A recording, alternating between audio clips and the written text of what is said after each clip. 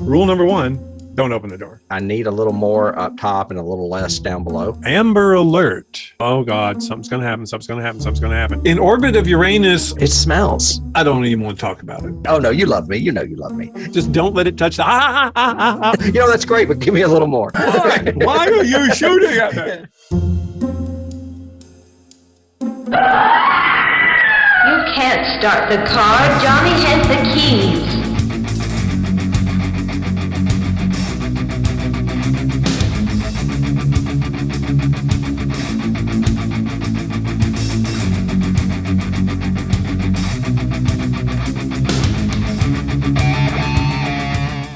Hello, and welcome out there in YouTube and podcast land. If you are listening or watching, you have stumbled upon Johnny Has the Keys, a podcast and YouTube channel where two guys get together. We talk about horror, science fiction, films, television, key influences on the particular topic of the week, and then things that topic then influenced itself. We've been doing it for a while now. If you're new to us, thank you. It's great to have you with us, listening or watching or whatever. We'd love to get in touch with you. So if you wanted to leave a comment down below, review us, like, subscribe, ring the bell, do all those things, because we'd love to stay in touch with you and hopefully you'll like it. And if you're returning, then obviously you like our brand of unique critique, as we say, and we're glad to have you back. My name is David. I'm here with my good friend Tim.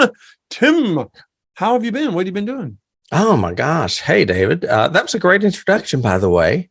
Thank you. And I like your collared shirt. It's very professional. You know, I always wear T-shirts. And this was a Christmas T-shirt, actually. Oh, my gosh. At least Merry your shirt Christmas. is appropriate. It's green. I know. I need some.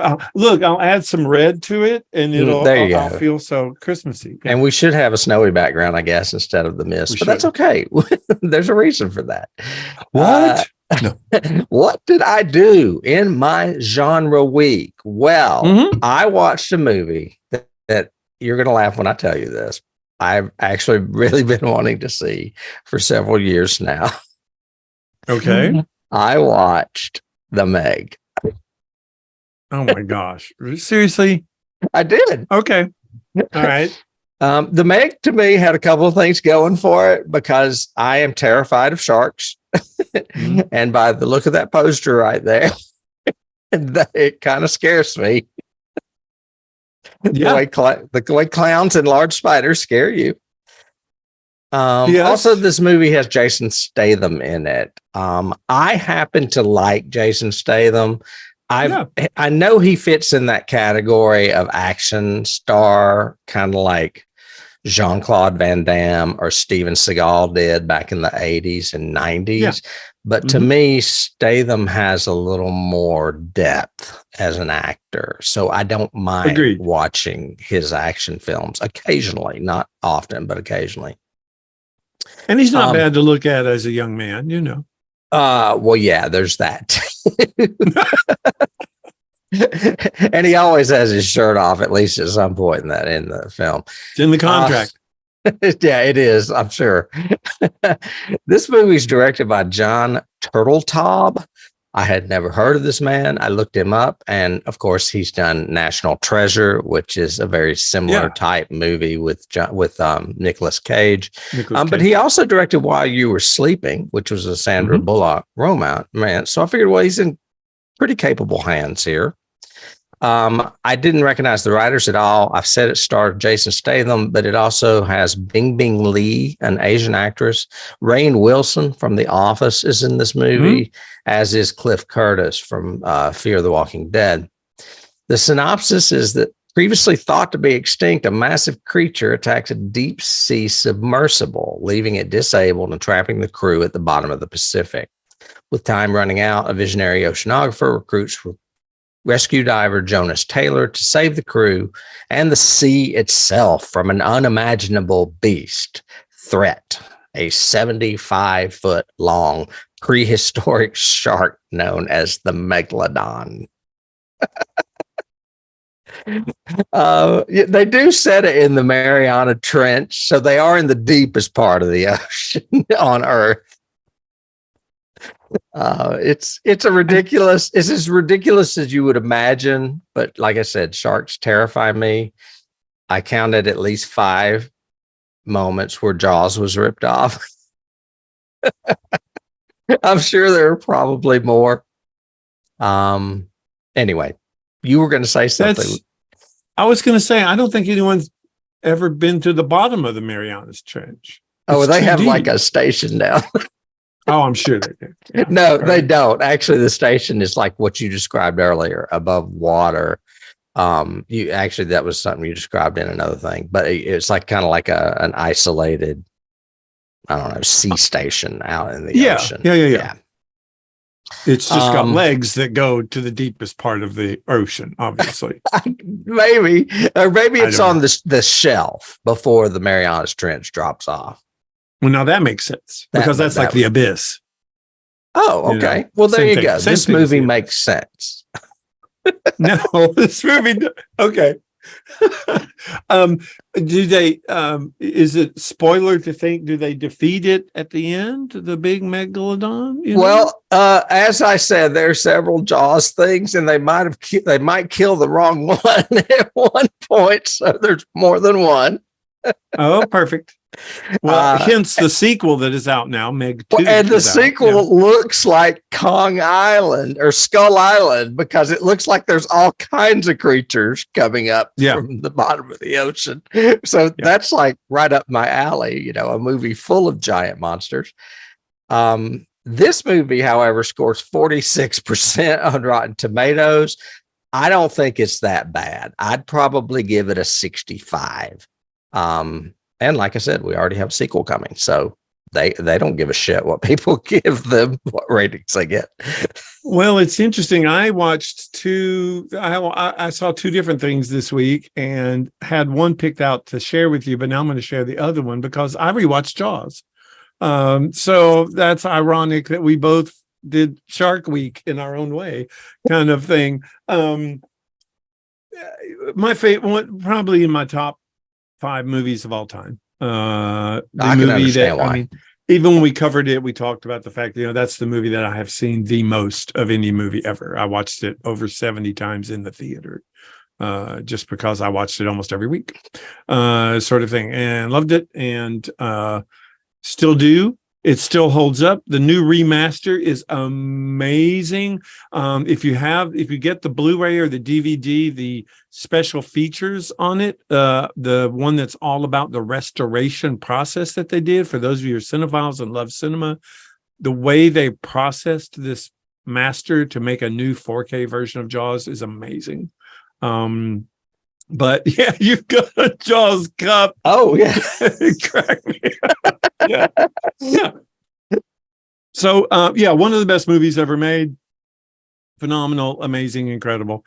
Loved it. Watching it again. Well, you said something about the restoration. Is this a new restoration or was this for a few years back? No, it's within the past, because I think I bought this set last year, this Blu-ray. So I haven't seen it Blu-ray, because I haven't watched it since we did it for the podcast a few years ago. Yeah.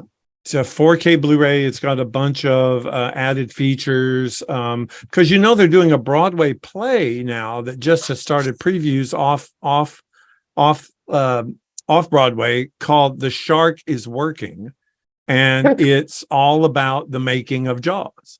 So it should be interesting to see. I saw a picture of it, and it's showing the cabin scene with the 3 of them, with Quint and Brody and Hooper.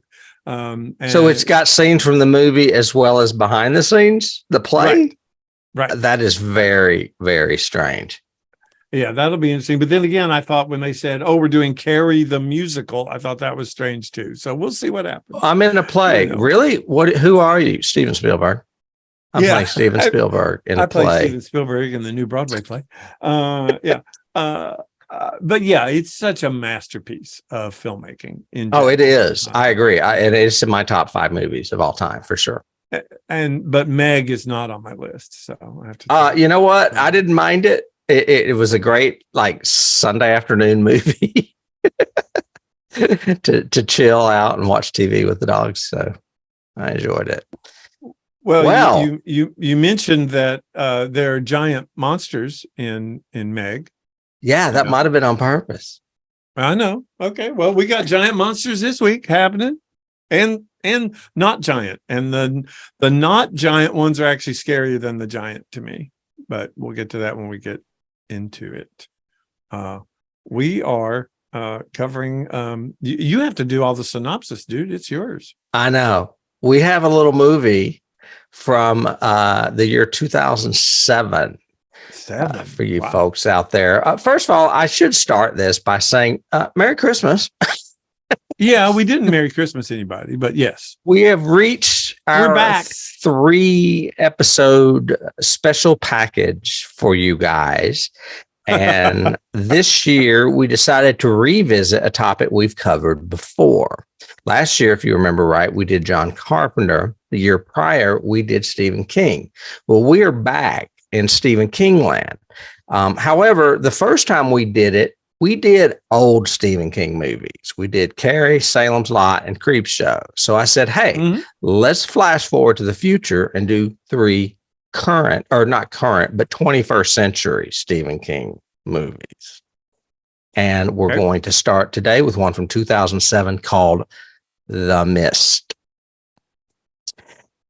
I have a lot of nostalgia for this topic, not necessarily the movie, but the story. This is a very old story of Stephen King's that was made more recently into a movie by Frank Darabont.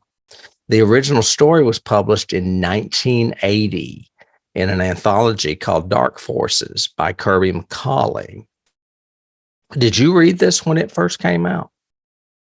Yes, I remember reading it. Yeah, the story was because included of your prompting, I would think. I'm sure, because we were living near each other at the time, or even together. But the book came. No, it was actually earlier than that. So we didn't live together till the late 80s. So it would have been earlier than that. But it was subsequently published in Skeleton Crew. So you could have potentially read it in that, but it was collected first in an anthology of a bunch of horror authors.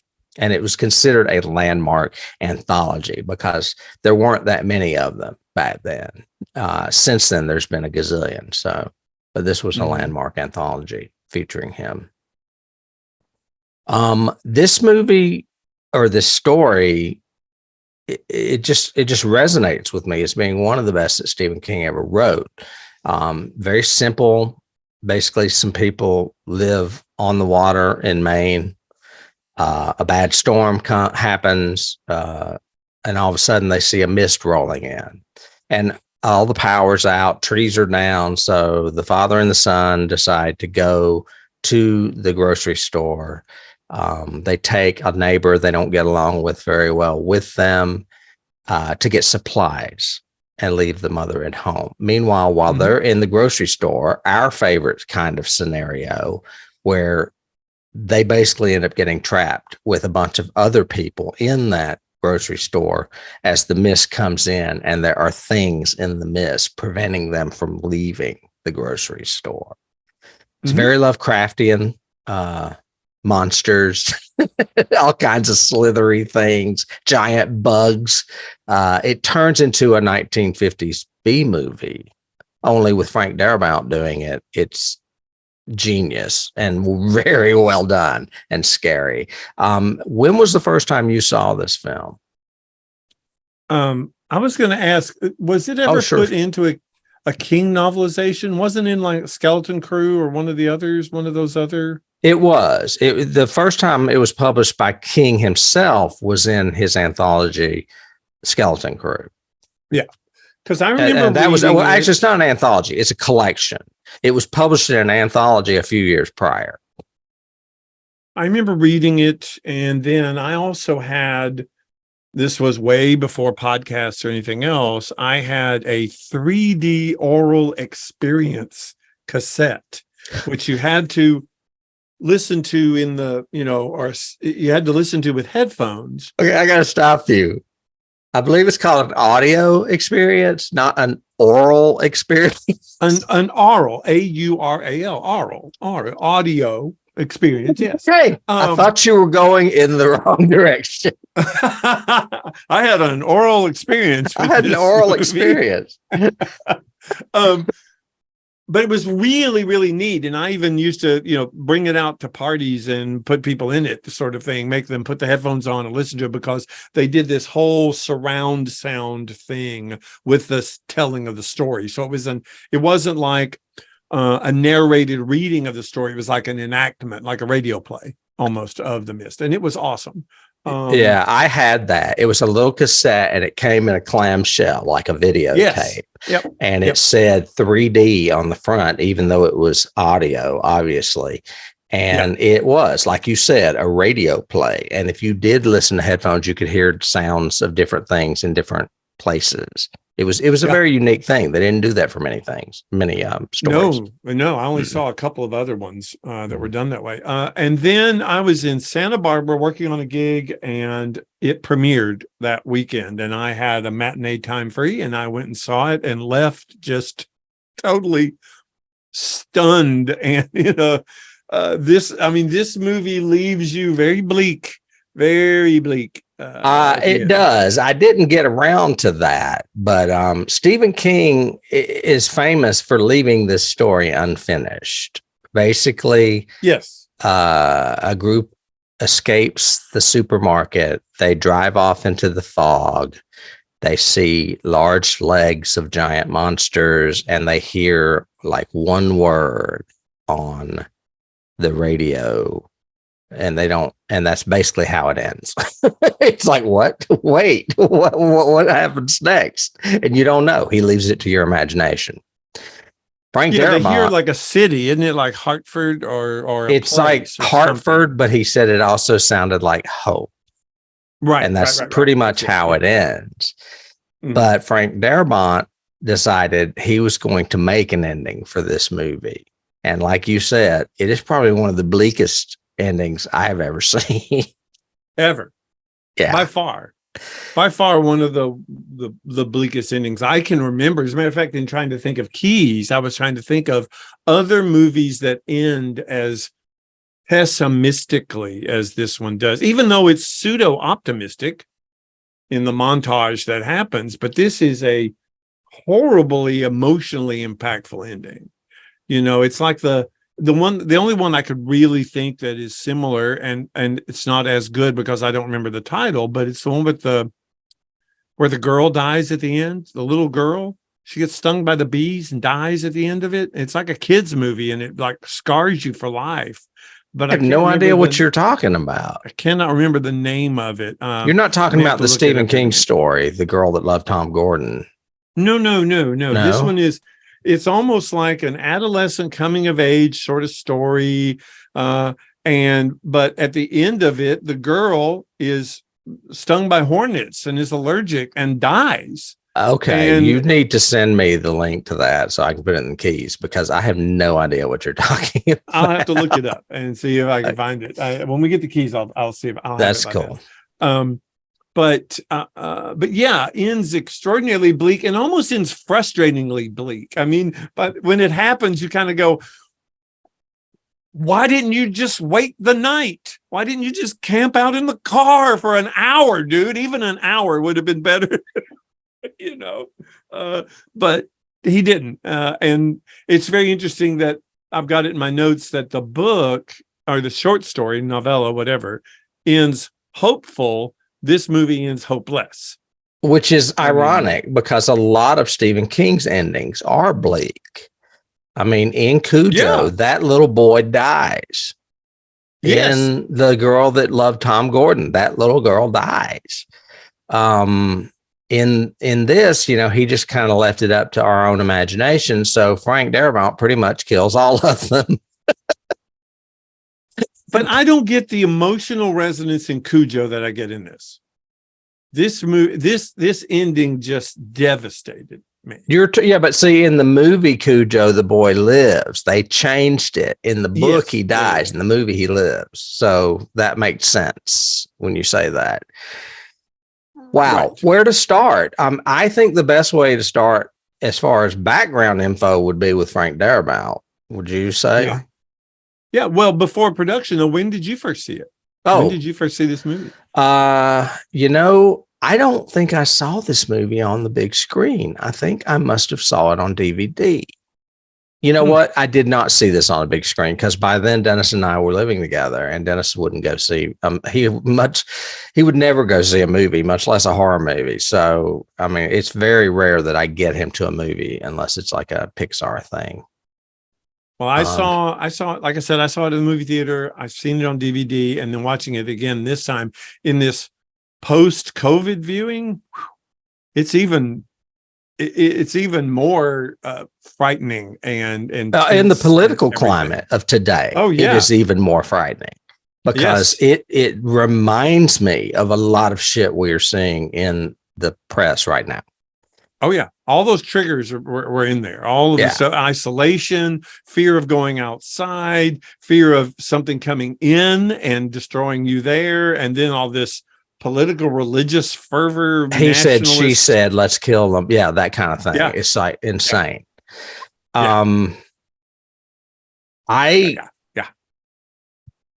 This movie blows me away. And this was like the third time I'd watched it, so I was even more impressed by the practical effects, by the digital effects, by just everything. The acting. Oh my God, the acting is fantastic. And it's all due to Frank Darabont. I mean, Frank Darabont filmed this really quickly and proved to the masses that you can make a movie that fast and be that effective. You know, even a special effects movie. A monster movie. Frank Darabont has a long association with Stephen King, and he is basically the home run hitter, aside from Mike Flanagan, that really hasn't done a bad Stephen King project yet. He got his start as a production assistant on a movie I talked about in one of our genre weeks several seasons back called Hell Night with Linda Blair. Okay, I remember that. Yeah, it was like 1980, I think, and he was a production assistant on that. And then he went on to be one of the first people to take advantage of what they call the dollar babies. When Stephen King offered all the stories up from the anthology or the collection Night Shift for $1. So you could make the movie and have the rights of it for $1. And he did a small film called The Woman in the Room. It's about a woman dying in the hospital. And it got so much attention. It was either nominated or close to being nominated for an Oscar for short film. Yeah, it was good. I remember it being really good. Yeah. So Frank kind of became friends with Stephen King once that movie was done. What Stephen King did not know is that Frank had always in the back of his head thought that he was going to do either the Shawshank Redemption or The Mist. I think he chose the Shawshank Redemption first because it was probably an easier project to pull than something loaded with special effects. Yeah. And of course, the Shawshank Redemption, huge. It's like on the top of every acclaimed movie list there is. I mean, isn't it like AFI's #1 movie of all time or something? It's way, way up there. It came out in 1994. Then he went on to cast America's beloved Tom Hanks in a version of The Green Mile in 1999, which is another great Stephen King story. That movie was very well received. Then, I mean, you have always been, I hate to interrupt, but you've always been, avid about King. And, I'm your biggest fan. No, but I think watching this again and then doing the research on it with Darabont on Green Mile, remembering how Green Mile was released, it was like once a month. The books were serialized. It was, I want to say it was once a week, but I used to go to Walmart and buy them when they came out. Yeah. And they came in little ones. And I remember you could buy the whole compendium once it finally came out, all that. But I have about 4 copies of each in like mint condition.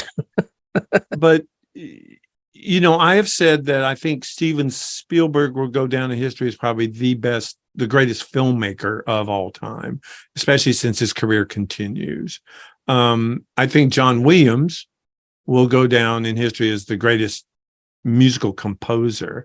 I think Stephen King is probably the best storyteller. Regardless of if you didn't like the ending, you did like the ending, you hated this one character, this one was too long, this one was too short, whatever. The way he tells stories is just profound. The versatility of it, the characterizations. It used to be that cliche in the 80s and 90s of, King could make anything scary. His characters are always going to he's always going to have one character that's a slight deviant. What in today's market they would probably call a creep or a perv or a, just weird sort of thing, or on the spectrum, whatever. But even with those kind of cliches that he sometimes went into, he still just tells phenomenal stories. Well, and one of the reasons for that is that he's so prolific. I mean, there's so much out there that, some of it's not that great, but every once in a while he strikes gold, and it's fairly often because he publishes so much. Well, I think he strikes gold more often than not. Yeah. I mean, to me, I think his clunkers are a lot smaller percentage than his successes. Right. And I would rather see one of his clunkers than a movie like The Meg. you know? And I said that because Shawshank was brilliant, and Green Mile was brilliant, but both of the changes made to both by Darabont, I also thought were brilliant. I thought that was a good pairing with him. Well, that's great too, because Frank, and one of the reasons this works so well is that Frank is the writer. He's the one that adapts these, and he adapts them so well. He and King, their skills merge really well in films. I think Mike Flanagan is another one that he does really well with it as well. But before he got to The Mist, between The Green Mile and The Woman in the Room, and one of the reasons why, I take that back. First, he did The Mist. Then he went on to develop The Walking Dead. And I think one of the reasons why The Walking Dead is so great is because of what we've always said. It's not about the zombies. It's about the people, and they're people that you care about, or that you know about, and that you sympathize with, or that you hate. And he does that encapsulated in this movie, because the majority of the people in that supermarket, and you start to root for them or hate them or what have you. He's so good at bringing out the characters, which is what King does in his books. The cast of this movie is perfectly cast. The characters in this movie you identify with. Am I making sense? You mentioned Walking Dead. Darabont developed that. Did he have the same relationship with the author of that he did with King? I don't think so. He obviously bought the rights or secured the rights to do it, and I'm sure they worked together to make it. But I don't think he knew him as well as he knows Stephen King, obviously. Well, I had it in my notes as a question because when I was doing the research, because I know Darabont left after the first season of Walking Dead. He got fired during the second season. Yes. Right. And has, made it known that he would have taken the series in a much different way than, where it was taken and everything else. Yet when I was researching it, he is credited with 177 episodes. That's because he sued them for like $200 million. And part of it was he had to be credited for every episode? That may have been part of the agreement. Okay. I don't know the details of that lawsuit, and I was going to get into this. I didn't know when really was the appropriate time, but he got fired second season. And the reason he got fired that I read, because for a long time, there was nothing said. And I was like, what the hell happened? Why is he not there anymore? They brought in that other guy. I can't think of his name. And basically he did the first 6 episodes. He did a couple of the second season episodes, and then AMC came to him and said, "We're going to do more episodes, but we're going to cut your budget." And he said, "No, I'm out." So right. they basically were like, the first season was 6 episodes. Then the second season was like 16 episodes, or I think it was 12. And then they went to 16 episodes in the third season. And they said, we want you to do more, but we want to give you less money. And he's like, it doesn't work that way. No, not at all. Not at all. But I don't know if he would have done things much differently. But the thing that bothers me, and I'll just get off the Walking Dead thing here soon. But the thing that really bothers me is that some of the beloved characters of The Walking Dead were the Laurie Holden character and the Jeff Munfrey character. I can't think of their names off the top of my head, but Laurie Holden, who is this movie, by the way, is a precursor to The Walking Dead, because a lot of cast members in this movie went on to do The Walking Dead with him, including Jeffrey Munfreys and Laurie Holden.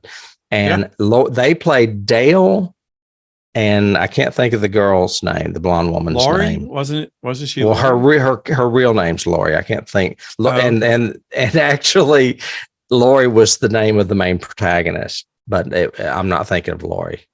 I'm thinking of the blonde woman. Anyway, so they got pissed when Frank quit, and they had them write their characters out. So I was like, wow, we just lost. Everyone's like, why are they killing major characters of this comic book? Well, it's because they left with Frank. They were like, we're not going to be a part of this anymore. So they had to write them off. Sense. And that's why other characters came on, like Carol. Carol was not a major character in the book, but she became a major character in the series because of some of these other people departing. And that Carol was also in The Mist. I'm lost for her name now too. Jeffrey DeMunn. I said Jeffrey Munfrey, so I meant Jeffrey DeMunn. He played Dan in this movie, and then Melissa McBride was the one that went on to play Carol in The Walking Dead. She has a small part in this film. Yeah. Wow. So there's a lot. I guess that's what I was leading up to, and I probably would have done it in Keys, but we did it now, is that there's a lot of ties to this movie and The Walking Dead. Oh, yeah. Even the only note that I have really, though, in research is Darabont wanted Thomas Jane to play Rick. Yeah. And that's a great cast. I'm like, wow. I mean, I love Andrew Lincoln and what he did with the part, but I would have loved to see what Thomas Jane would have done. Oh my gosh. No, I am in total disagreement, because then he wouldn't have been able to do The Expanse, because he's great in The Expanse. He's amazing. So, I was going to get to him with casting, but I just love him. I think he's fantastic, and he's very underrated and not used. I mean, he works constantly, but he doesn't get cast in high profile stuff. No, he's a good, second tier movie actor, I think. I mean, I think he's great, but he only gets second tier projects, really. So yeah. Okay, a little bit more on production. This is, like I said, the third feature he's done of Stephen King's. He's been nominated for Oscars 3 times, so you got a pretty high caliber director there. He had originally been offered $30 million by a producer to make this film, but with one crippling caveat: Darabont would have to change the planned ending, a conclusion he had personally envisioned and nursed for 20 years. In the end, he turned to producer Bob Weinstein and made the movie for half the amount, forfeiting his directorial salary because he did not want to give up that ending. That's why this movie has such a bleak endings, because he put his foot down and said, I'll do it for less money. Good. I mean, it worked for me. I mean, there are some issues, I think, with budget in this. I wish they had, because I know they did based on production, they actually had practical tentacles, but then in the final product, they use CGI tentacles that are not very good. No, but now they look a little dated. Yeah. But there's a lot of practical effects in this stuff. Oh yeah, and it works, and I love them. I looked up Thing immediately. I looked up immediately who designed the practical effects, and it was freaking Nicotero. Of course it was. Really? Dang. And there's you another tie to The Walking Dead, because Nicotero stayed on the Frank Darabont bandwagon. But now when Darabont left, he did not leave, and Nicotero is still attached to The Walking Dead. Yeah. So he's been with them for the whole run. But I think for modern audiences, if you can get past the tentacle CGI, the rest of the practicals are really good, and the CGI works for me. I'm not a big fan of the face spiders, just in the design. I don't know why they gave them faces. That was weird to me, but everything else is terrifying about them, so I don't care. Like that? Like what? The face spiders. Behind me. Yeah. Yeah, it looks like it has like human teeth and weird googly eyes. And it does have human teeth, but it looks like spider eyes to me. So, well, not. It only has 4 of them. It doesn't have. Anyway, still freaking scary. I mean, I've said before, no, I don't do. I can do baby spiders, little spiders. I don't mind that. I can do tarantula even size spiders, just not chihuahua size spiders or bigger. And not a bunch of them. Like when dude fell over and a gazillion freaking spiders jumped out of him, and we all knew that they were going to shoot acid out their butts. I was like, hell no, get the fuck out. And that was straight from the story, if I remember right. The webbing that would burn. Yeah. Yes, webbing that burned. But even, I mean, they kind of brush away stuff I remember in the story, I mean, if you touch the web, it burned you. You know, it wasn't just when it was initially shot out. It was like you could get burned by the webs. Right. Right. It was like an acid webbing.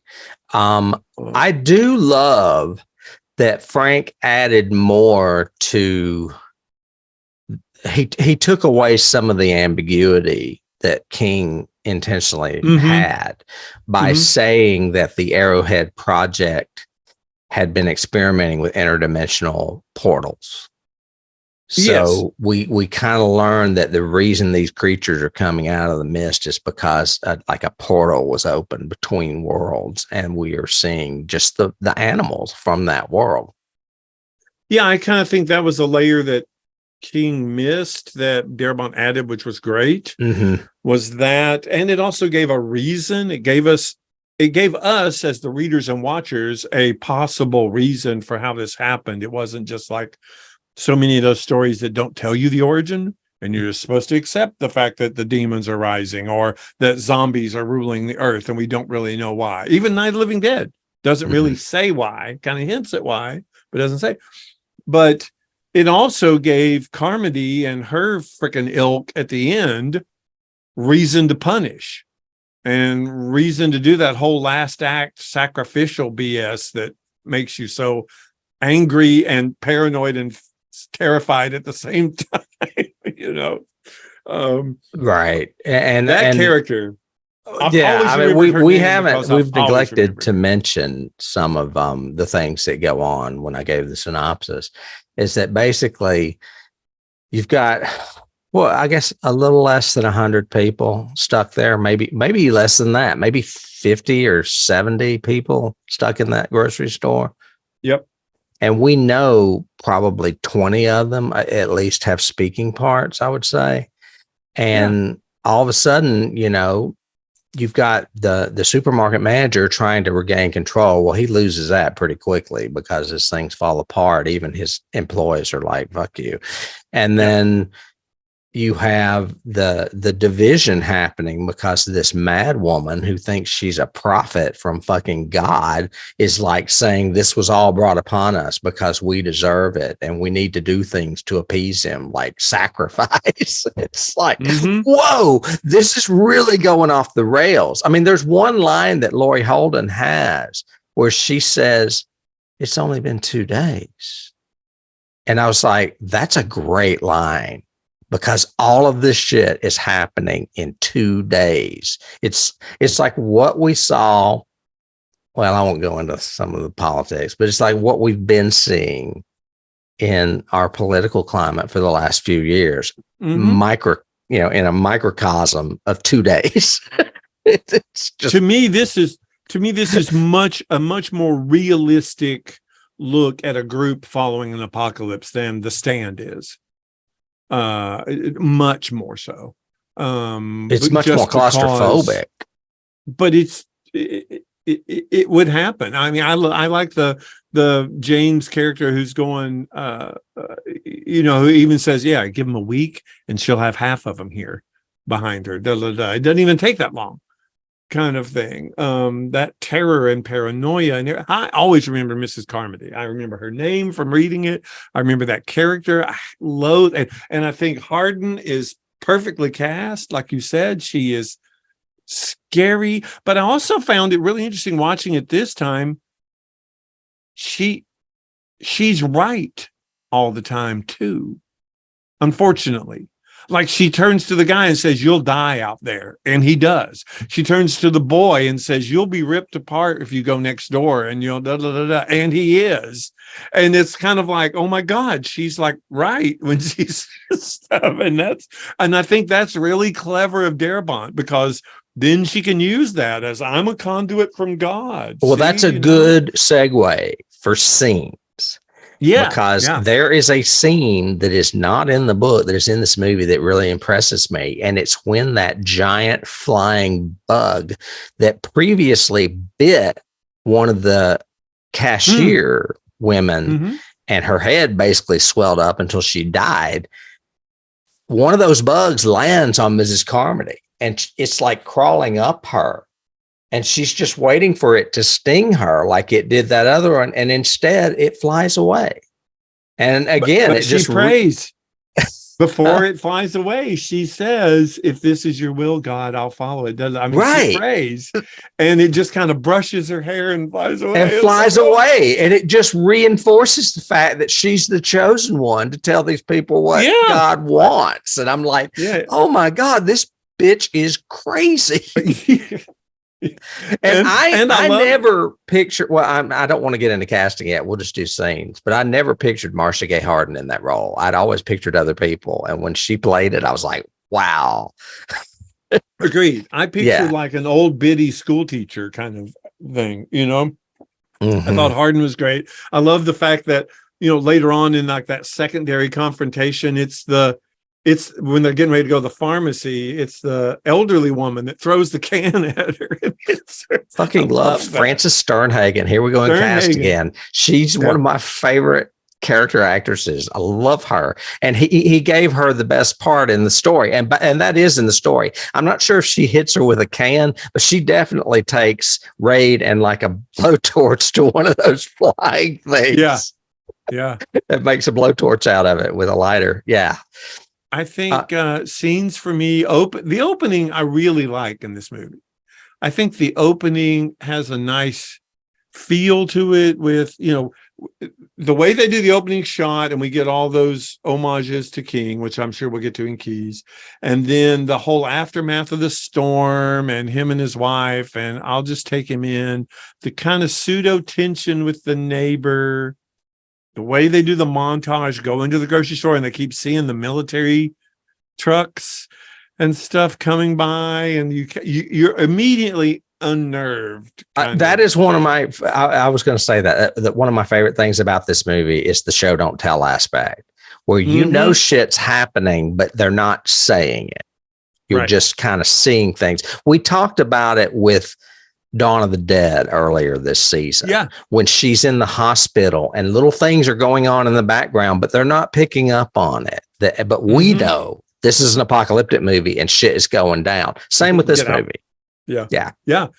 The pharmacy. I don't think you can not like the pharmacy in this movie. When they go on the little expedition. Yes, that sequence is freaking terrifying. It would terrify me because I can't deal with spiders, but that scene is an exact example of what I'm saying. They get there, and if you look closely, there are little webs in the corners of the screens of your television, and they're not seeing them until later when they all of a sudden they're everywhere. But as soon as they go in there, you see spider webs. but they don't. But it's very subtle, and you don't Yeah. really, and it's not until they get to the back of the store that you start, where everybody's hanging and everything. And it's all like that. aliens. Yeah. Which Yeah. I guess Oh, would yeah. be another good key. I just forgot to put that. Oh, definitely. That's a Yeah. huge So thing. that scene is great. And that is the scene where they finally let Francis Sternhagen do the torch scene. Because in the book, it's with one of the flying things. In the movie, it's with one of the spiders. Right. Other scenes. My God. Well, you have to do the ending. This movie would not be what it is without that ending. And by ending, I mean from the time they again go out to get into the car, and surviving that, and then the encounter with the huge behemoth Cthulhu thing. Wow. and then the desperation at the end and the way he caps it is just, my God, you cannot. I mean, it's like the ending of The Birds or the end of Psycho. I mean, these are just iconic endings that you go, this movie. No, actually, the ending of The Birds is more like the ending of the book because you don't know what happens. They just drive off.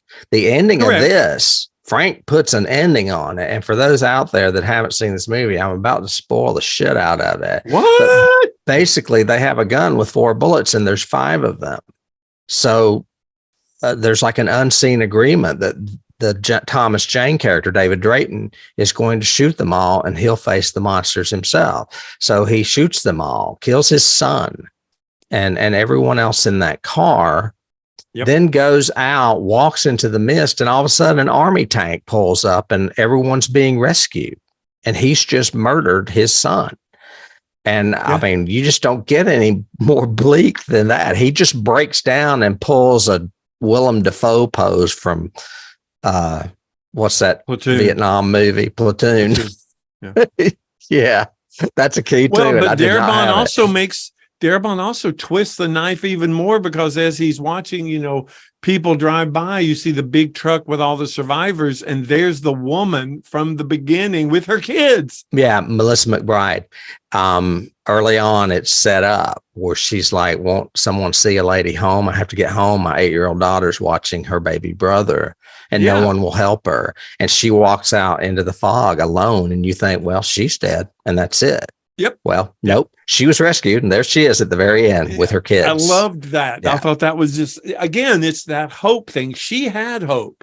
Mm-hmm. She had hope that she could get home, that she would survive, Hopeless over here. Nope.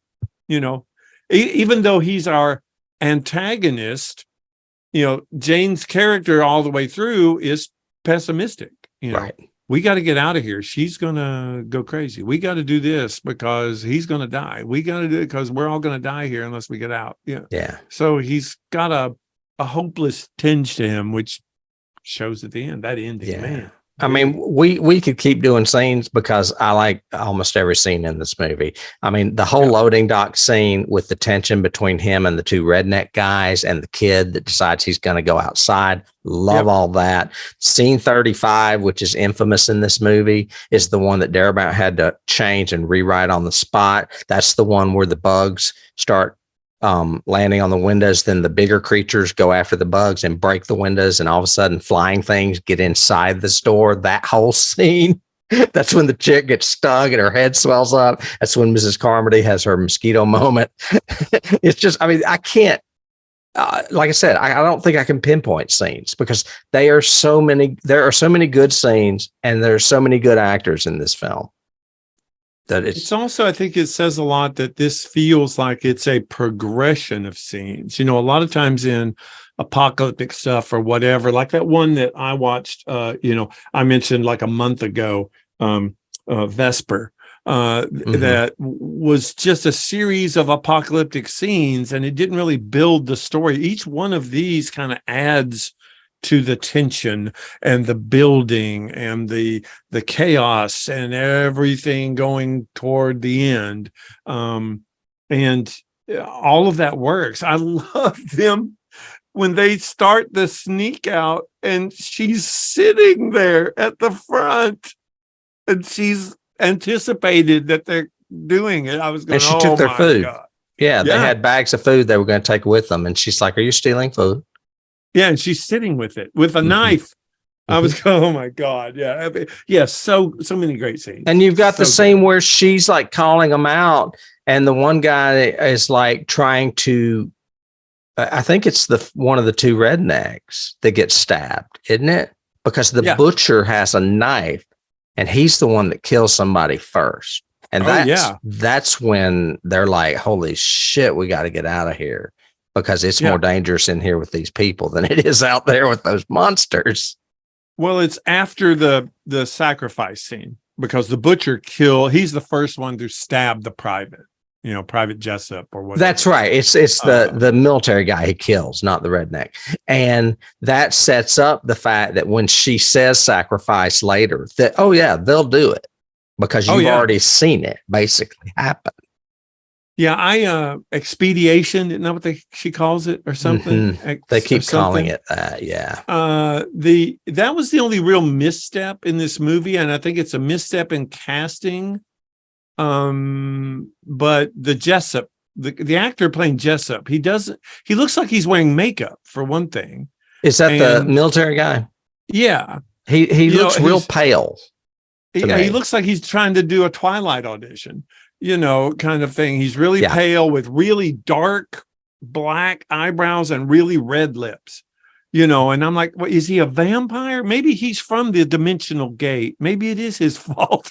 No, I think Nicotero was just too busy making tentacles and didn't see the makeup on that guy. He's like a goth kind of look. It is kind of weird. Work for me, but that was the only misstep. I think casting overall was brilliant. And I guess we could just go on to that. First of all, I mentioned The Walking Dead and this movie having huge connections. 9 people from The Walking Dead are in this. Either behind the scenes or in front of the cameras. So I don't know some of these names, but Jeffrey DeMunn, I told you he played Dale. Melissa McBride played Carol. Laurie Holden played Andrea. That was the name I was trying to think of, Andrea. She lived almost to the end of the comics. I mean, she was a main character, and they kill her off in the second season. And kind of gave it to Carol, I guess. Pretty much, because, I mean, they didn't end up doing the same things, but it left some leverage as far as, a continuing character. Same with Daryl. Daryl wasn't an original from the comic either, and they used him basically to take the place of Dale. Juan Gabriel is in this. He was in it. Sherry Dorvac, Sam Witter, Brando Dell, Julio Cesar Cedillo, and Tiffany Morgan. All of these people went on with Frank to do The Walking Dead. It doesn't even mention Nicotero. He was in there as well. So there's 10. So, you know what? I guess this was just actors. That was just actors. So, Thomas Jane is the lead. He plays David Drayton. He was the first actor Darabont sent the script to. So Darabont knew, and I'm saying Bount, it could be Bont. Darabont sent him the script immediately. So there were no doubts who he wanted to play this part. And as you said, he wanted him to play Rick Grimes on The Walking Dead, but obviously that fell through. And he went on to play Murphy, I think his name is, in The Expanse. He's awesome. Okay. He's excellent in that series. Marcia Gay Harden was one of the big grabs for this movie because I believe she's been Oscar nominated. She was in Mystic River and Pollock, so she's been in some big movies. She plays Mrs. Carmody, the crazy religious bitch that basically fucks everything up as far as their safety. Just like a lot of religious zealots do. Right. So just saying. Yeah. Laura Holden plays Amanda Dunphy. She's a new teacher in town. There's actually an affair with her and David in the story. They have sex in a private place in the grocery store because they just it's more for tension release than it is for love, I think. But they don't do that in the movie. Laurie Holden is a wonderful actress. We've seen her in The Walking Dead. We've seen her in The X-Files. We've seen her in The Boys. She's just been in a lot of great shows that you and I like. Yeah. She's in a lot of that. Yeah. Another high caliber actor in there is Andre Braugher. Wow. He plays Brenton Norton, the neighbor that David doesn't necessarily get along with, whose tree falls on his boathouse. Andre Braugher, I think the thing I know him most from wasn't he in The Wire, the HBO series? Big guy in that. Yep. He was also in the remake of The Poseidon Adventure and the remake of Salem's Lot, so he likes to do remakes. Another great grab in casting for this movie is Toby Jones, who plays Ollie Weeks, who is like an older assistant manager / bag boy in this. Toby, I know from playing Truman Capote in a biopic. He was great in that. He's also been in Indiana Jones and the Dial of Destiny, The Pale Blue Eye, and The Hunger Games, all movies that we have seen or that are on our radar. Well, and he is our first link to the, our first key to the MCU. He's Dr. Zola in the MCU world. What movie? It starts with Captain America. God, I don't remember that. He's also in the second Captain America. That makes sense. He's the one that experiments on Bucky and creates the serum. Super soldier serum. The super soldier. Yeah. Okay. I've got an interesting trivia note on him. Yes. He has a father named Freddie Jones that was an actor, and Freddie Jones was in Firestarter in 1984. Oh, wow. It's a king key. There's a little king casting key there between Toby and his dad. Yep. William Sadler is another very familiar face. He plays Jim, the redneck, one of the two rednecks that are drinking. We know him from Shawshank and The Green Mile. He's a Darabont regular. Yep. He's also another MCU tie because he's President Ellis. He's the president in the MCU. Oh, wow. Anytime you see the president or in like Iron Man or in Agents of S.H.I.E.L.D., he's the president. Okay. So, I've got another deep dig on that one. He plays David Drayton on the audio version of The Mist. Oh, really? Okay. I don't know that he's the original one from that 3D one that we had back in the 80s, but he is probably the current audio version. If like you got the books audio version. Okay. Yeah. Jeffrey DeMunn is one of my favorite people in this movie. He plays Dan Miller. He is basically the Kevin McCarthy of this movie that runs up screaming, just like he does, like Kevin does in Invasion of the Body Snatchers, which is a great key, by the way. Yeah, or the guy in Return of the Living Dead. Carol, isn't it his name? The guy that's always doing that. James Karen. James Karen. Yeah. Yeah, he's great. Oh my God, I love James Karen so much. Jeffrey DeMunn has a lot, is very similar to both those actors, James Karen and Kevin McCarthy. Yep. He played Dale, as I said, in The Walking Dead. He was also one of the cops or the guards in The Green Mile. And he was in an X-Files movie. So there you go. Great connections. Again. Frances Sternhagen, who I want to say I pictured her as Mrs. Carmody back in the 80s. Yeah, but I agree. They ended up casting her as the friendly older woman and a much older woman than Marcia Gay Harden, Irene Repler, Mrs. Repler. She's the teacher that knows the Laurie Holden character, Amanda, because they both work at the same school. Frances Sternhagen is no stranger to Stephen King. This is her third Stephen King as well. She was in Misery. Remember, she was like the agent, and she was also in Golden Years, the miniseries that Stephen King did in the late 90s, early 2000s. And she's done a bunch of theater. She comes from theater. So. Yeah, I mean, if you look at her list of credits, it's just immense. I mean, she's a working actress, and she's still alive, by the way.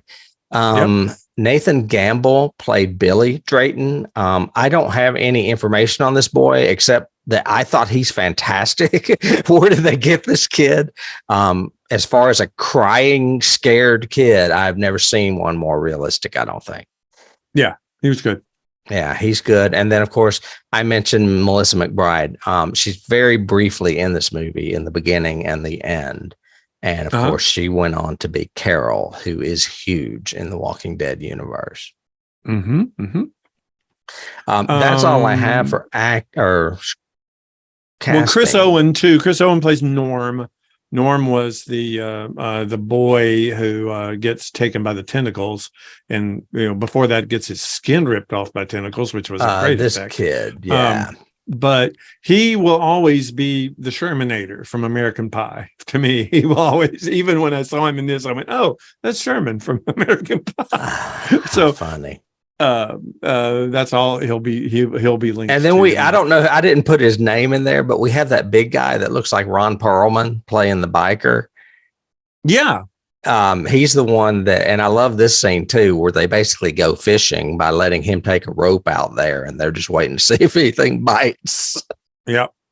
And they end up pulling the rope back, and it's just his lower half is all that's on the rope. Yep. It's pretty disgusting. Yeah. As far as awards, this movie was not nominated for much. The Academy of Science Fiction, Fantasy, and Horror winner, our friends over there with the Saturn Awards, gave Best Supporting Actress to Marcia Gay Harden. She did win that. And it was nominated for Best Horror Film and Best Director. And this movie is not on the 1001 movies you must see before you die. I think that's a mistake. I do too. I think it needs to be there. It's very good. It needs to be right up there with The Green Mile and Shawshank Redemption. It's just a horror movie and not a drama. I completely agree. I have some production before we jump to keys. Sure. Just a little trivia stuff. So trivia production. And you had actually mentioned this to me. Bernie Wrightson was part of the creature design for this. Very famous horror. Cartoonist, I guess. Illustrator. Yeah, illustrator. Yeah, illustrator. I've got an old Frankenstein book he illustrated. King described the creatures as he wanted them like Hieronymus Bosch paintings, which again was a huge influence on Lovecraft as well. So that makes sense. For your Cthulhu-ish Lovecraft, you said at the beginning, I think it's very Lovecraftian.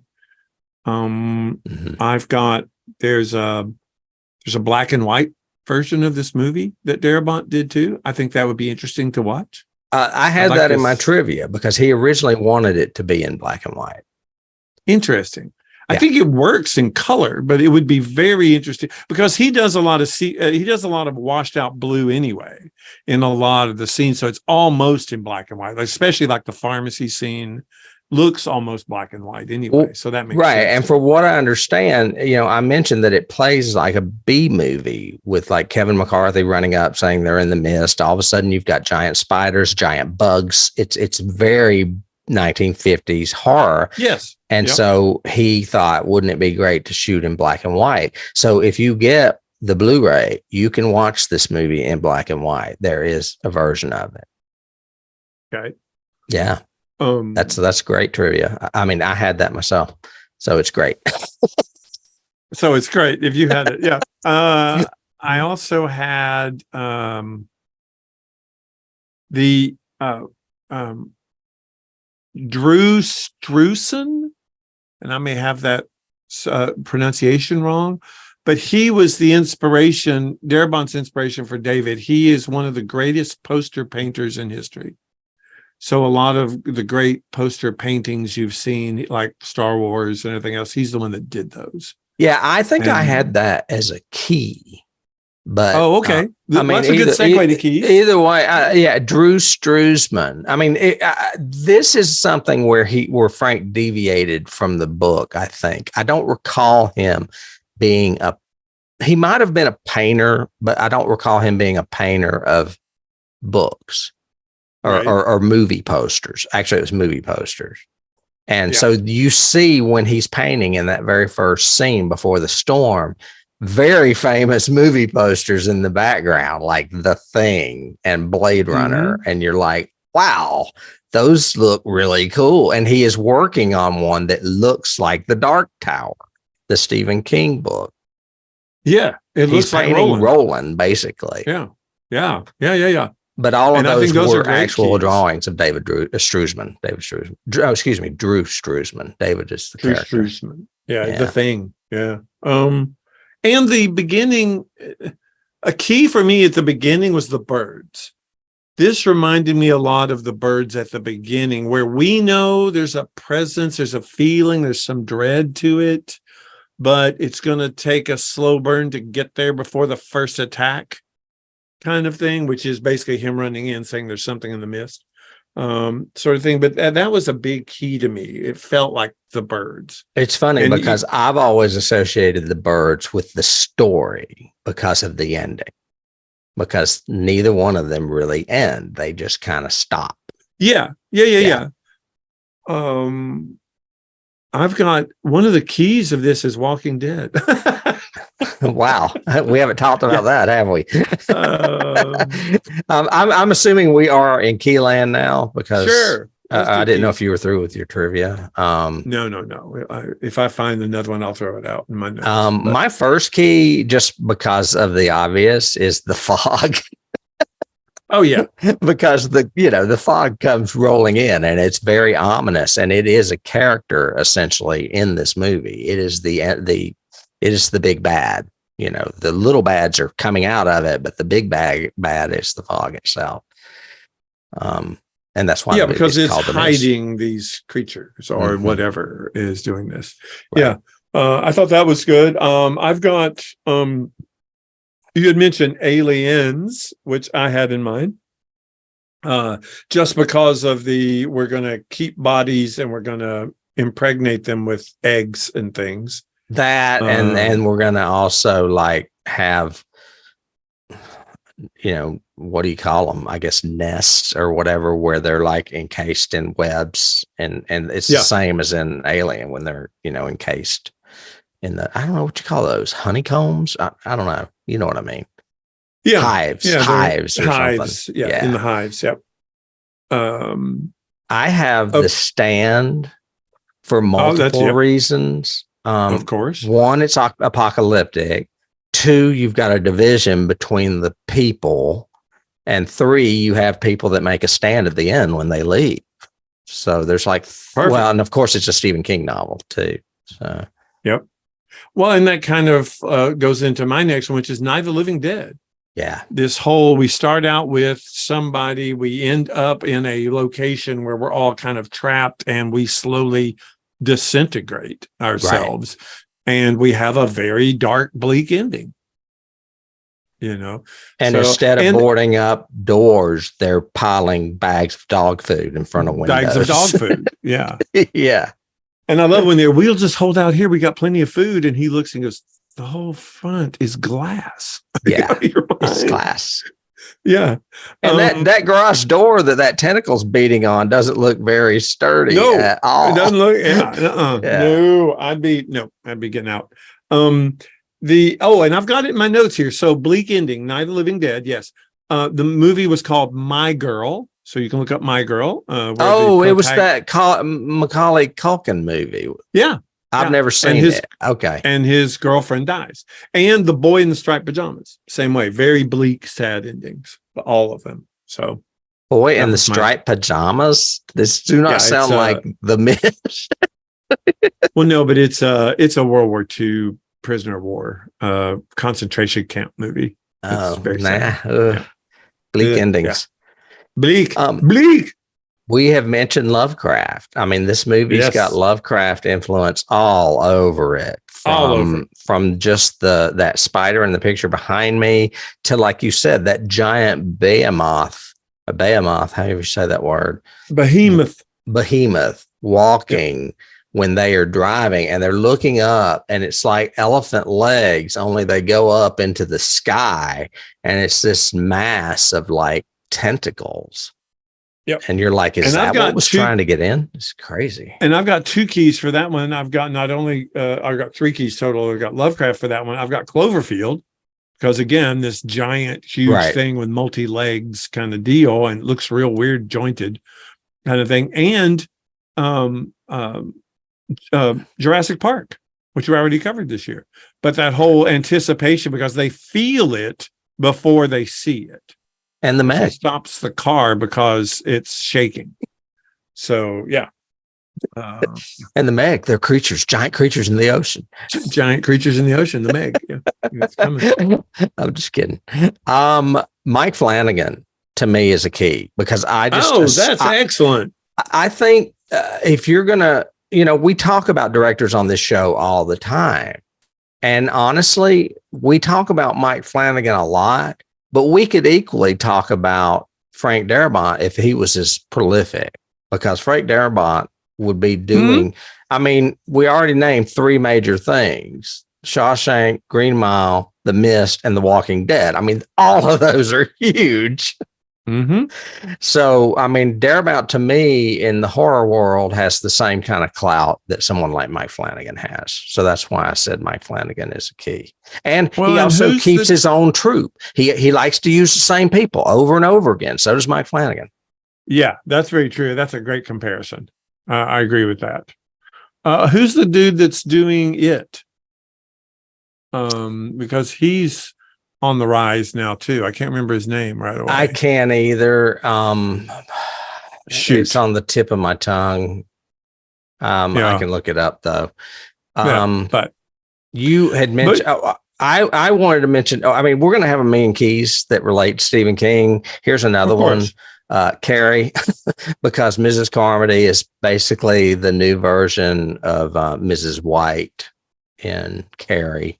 As far as being religious zealot, crazy person. King does a lot of great religious crazy people in his books, and that's 2 of the big ones right there. Carrie White's mother and Mrs. Carmody. I've got one I don't know if it's on your list, but it probably is, Stranger Things. Especially when they go out and the one guy is attacked by the multi-legged coming down. We don't even see, not the behemoth. This is before that, we're in the parking lot. And it's got multiple legs, but we don't really see the top of it at all, or its head or anything else. That reminds me of the upside down in Stranger Things. A lot of this is like Stranger Things because we're talking about another dimension with weird monsters in it. Yeah. And I think I think the Duffers were heavily influenced by this. I could see that. That. The guy you're talking about that did it his name is Andy Muschietti. Muschietti. That's it. Yep. And he went on to do the second It movie, but I don't know that he's done anything else. I mean, I do think he's a good director, but he did The Flash. That just came out recently. Yeah. I mean, it's been plagued with problems, but I don't think it's his fault. I think it's more the fault of the actor that started. He's not the same one that did The Evil Dead, right? The remake. No. That guy's Hispanic. I can't think of his name. Okay. He did a movie called Mama, but I don't know anything about that. It sounds like a horror movie, but yeah, probably is. Yeah. I've got a couple of old school keys. Sure. I've got Lord of the Flies, because that's basically the gist of this grocery Survival store of the thing. fittest. And you divide into these clans or these cliques, and slowly you'll start warring with each other. And one of you has to be in control and has to command everything, sort of thing. Of course, one of our favorites, Monsters Are Due on Maple Street, the Twilight Zone episode. You have that, and I have the Zanti Misfits. That's funny. Zanti Misfits is the monsters. Yeah. The Zanti Misfits is Outer Limits, but the Maple Street is Twilight Zone. Right. Yeah. To me, I'm pretty sure. King's story, although the descriptions of the monsters are kind of creepy and spooky, I mostly remember from the short story, the evil is us, the evil of Miss Carmody and the people, and they created this. Maybe the military did this as a experiment or something. Yada yada. Darabont uses both. He has that whole human paranoia, Walking Dead. It's that Walking Dead kind of feeling, like you said, where yeah, the zombies or the monsters may be scary, but it's more scary to be in here stuck with these people. Yeah, there's a 'Cause these butcher with a people are knife that freaking just killed a crazy. military man in front of Yeah. all of us. It's like, And he's holy now just shit. still sharpening his knife. These guys are freaking tunes. Right. We need to get out. Yeah. Yeah. And then, and she, of course, selects the boy as the sacrifice. So what's the father going to do? Fuck no, I'm out of here. Well, you also, I was going to say that tape that you mentioned, I had it in my keys, that 3D sound audio version from the 1980s. Because I mean, we used to wear that tape out. I have two last ones. One is you probably don't get is Silent Hill, the game that ended up becoming a movie, which has divided people. I really like it. Some people don't. Is it the game or the movie that you're referring to? I'm referring to the game because I think it was an influence on this because everything is in the fog and you only have a flashlight and you only see in like a 5-foot radius around you in the game. And it gets so claustrophobic and terrifying. And that's the way I felt anytime anybody went into the mist, whether it was, what's her name, Carol at the beginning or the mom at the beginning, or when they go next door to the pharmacy and you're going, oh my God, some could jump out from anywhere, anytime, kind of thing. So yeah, that's a really good one. I think that maybe I was going to mention that again, that pose from Platoon that he does at the end when he falls to his knees. I was like, oh wow, this is all Ollie Stone. And then I was going to mention those movie posters, but you've already mentioned that. So that is a good key as well. And the series, it was turned into a series. That's right. I forgot about that. I never watched it. Did you? Yeah. No, I didn't either. But I'm going to put that in there so I remember to link it in the show notes because I had completely forgotten. It was with that woman I like from 6 Feet Under. I can't think of her name. She was one of the leads in it. Her name is Frances too, I think. Frances Conroy. Okay. Frances Conroy, that's it. Yeah. She's in the series, I'm pretty sure. But I never got around to watching it, and I don't think it got renewed. So it only had like one season, maybe. Yeah, I think it got canned after the first season. Yeah. Yeah. So anyway, that was thank you guys for listening to us drone on about this. We're excited about it. We like it. It should be on the 1,001s. I agree. I mean, I highly recommend this movie, especially at Christmas. Yeah, it's a great Christmas. It's a great bleak movie for the holidays. It makes you just enjoy and appreciate your family so well when he sees his wife just cocooned on the side of the building. Yeah. Anyway, and your son's going to be sacrificed by the masses. But that's what Tim and I think. We want to know what you guys think. Please leave us a comment down below, even if it's just a, hey, I liked it, 3-word, comment. That's fine with us. Ring, subscribe. If you like what you're hearing here, we do this every week. If you want more of it, you can go to our website and find all of our 5-6 years of episodes that we have. Find another movie or even a series. We did the first season. I think we did The Haunting of Hill House, and we did every episode. So that's part of the first season, and you'll hear us, see us, do all of that.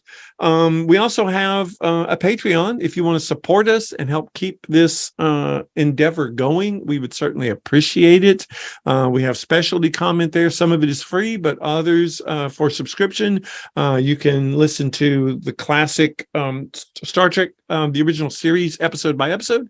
And also we're covering the X-Files at a separate podcast. David, the truth is out there. The truth is out there, and we're going to continue our Christmas King-a-thon, I think. We have actually 2 more great modern selections of Stephen King coming up in the next 2 episodes before Christmas. So yeah, I'm not going to reveal them, but one might be a double feature. So we may have 3. Wow. And Tim, I'll see you next week when you get to scare me again, I guess. All right. Yeah. Oh, yeah. That's right. They got a lot of horror coming up. I'll see you then. All right. Bye. Bye.